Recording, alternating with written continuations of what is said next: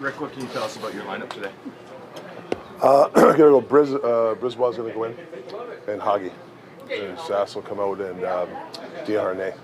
And Lanks yeah. on that, yep. Important to get some fresh legs in, given sort of what your team's been through the last 24 hours? Yeah. Well, I just think anytime back-to-back, you want to get some fresh guys in there. So, yeah, this is a good time to do it. And traveling day of, obviously. How do you think about that in terms of like raising the importance of a start? Because I'm sure you don't want to be chasing tonight as the game goes along. Well, we don't use an excuse. I remember I was coaching in Arizona. We sat at Tarmac till 5 in the morning, and me and Garland were talking about it today, and we won 4-0. I think we won in St. Louis, so you could overcome stuff. You know, I know it was a tough day today, but you can't use that as excuses. How much does it affect the schedule for you guys when you have to do it like that? Well, it's just weird because, you know, you get up at 9 and you don't get into Toronto too. It's only like an hour flight. It's just a lot of de-icing. There's a lot of, you know, it took a while to get in from the, you know, we had a police escort, but it wasn't fast today. I don't know. It was wild. But yeah. So, you know what it is? You just got these things happen to a lot of different teams. You just got to deal with it. So it's not even in our mind right now. It really isn't. What do you see on the other side tonight? What's the biggest challenge you see in the Leafs team? Well, the thing that I think Chiefs done a great job. They're winning different ways. You know when you have a good team is when sometimes when you don't play your best, they're winning, and when they're playing their best, obviously they're a formidable opponent. You know the one thing with them, with the Matthews, the Marners, especially, they can make something out of something. They have nothing, they make something out of it. They just make high-end plays. There's moments in a game where they make. So you got to be careful. You always got to know where they're on the ice, and you got to make sure you play above them. Rick, for Eric Brandstrom, it's been a while since he was in the lineup, and certainly puck moving's been a talking point locally about your team all season long. Where is sort of he at in terms of how he can get back in and contribute to your group? Yeah, I just think that we've been playing a lot of low-event games. We're struggling to score goals.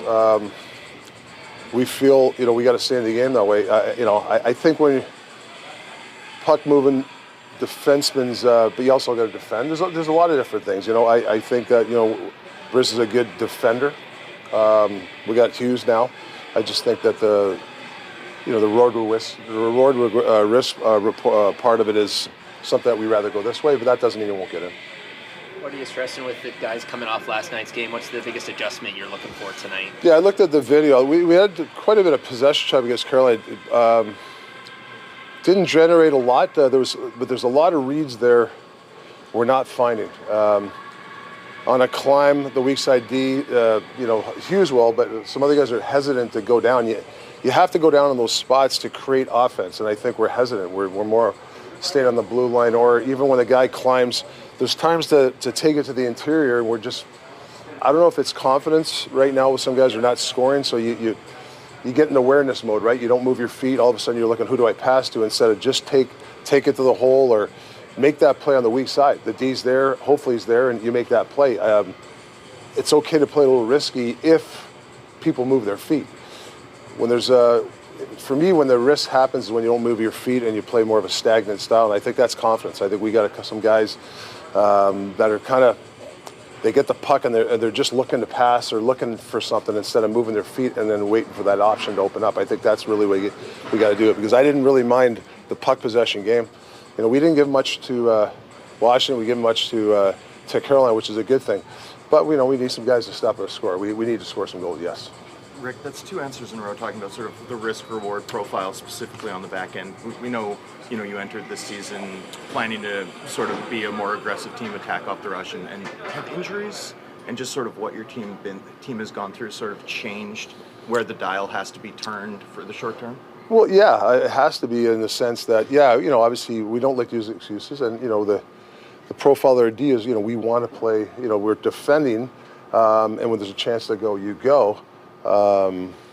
Some guys have had some tough years too, and we got some guys. We got to get Petey going, we got Mills going. They're a big part of our team. They're great players, and we got to get them going too to generate too. So, Brock's been a little struggling, and some of our high-end guys are struggling right now. So we got to get them confidence, and you got to stick with it. We're still in the race. We got to get some energy. We're playing a good team tonight. There's a lot of factors. an adversity hits team. I don't care how many years you play in the league. You got to accept it, and you got to stand up there. You can't hide. So that's what we're not going to do. You just got to go face it and not be afraid to take the puck and make a play. That's really what it comes down to. My job was easy tonight.